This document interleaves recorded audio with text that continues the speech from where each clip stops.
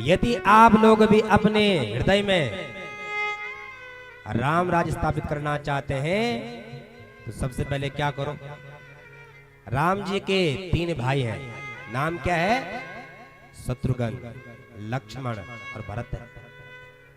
और यदि राम जी को पाना चाहते हैं तो सबसे पहले अपने हृदय में क्या करो, जो छोटे हैं उनको बुलाओ।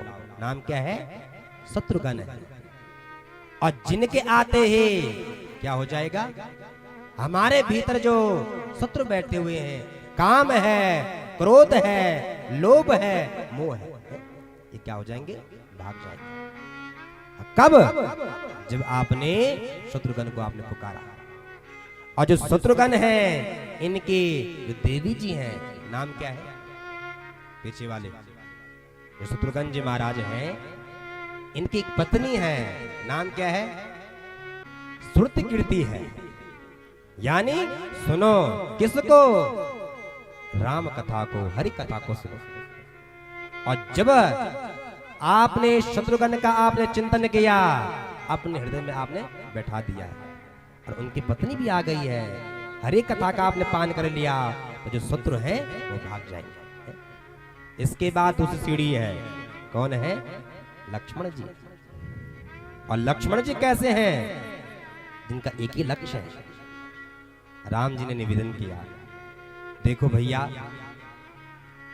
पिताश्री का आदेश हुआ है वन जाने के, और हम वन जा रहे हैं, और जो भरत है, शत्रुघ्न है, यहाँ पर है नहीं है, इसलिए क्या करो आप? माता पिता की सेवा करना, गुरु की सेवा करना, और राज्य को देखना।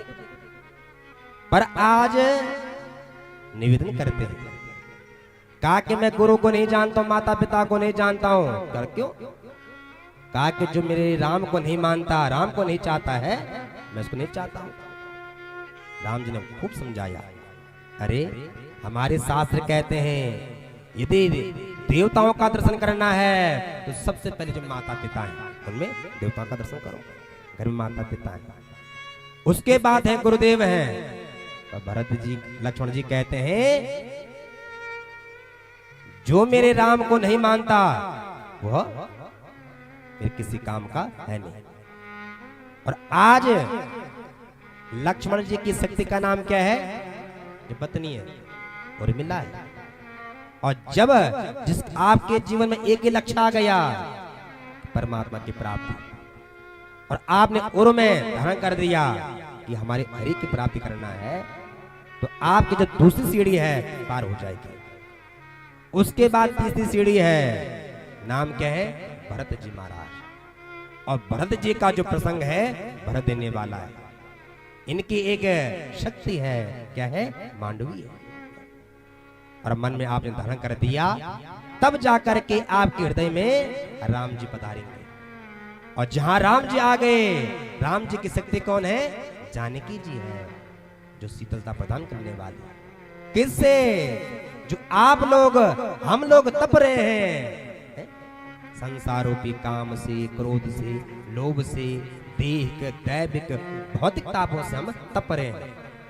और जानकी जब आएंगे तो क्या हमारे पर क्या करेगी? छाया करेगी अपने वरद हस्त का। ताकि कैसे? जैसे कि गर्मी पड़ रही है, और गर्मी को आप कम नहीं कर सकते हैं, इसके लिए आप क्या कर सकते हैं? छाता को आपने लिया और अपने आप को बचा सकते हैं। ठीक उसी प्रकार से जो काम है, क्रोध है, समाप्त होने वाले नहीं है। और जब आपने जानकी जी का चिंतन किया तो जानकी जी आ जाती है, अपने वरद हस्त को हमारे ऊपर करके छाया को प्रदान करती है। यदि दर्शन करना है तो राम जी में करो, मर्यादा पुरुषोत्तम जिन्होंने पालन किया है, ऐसे हमारे राम जी।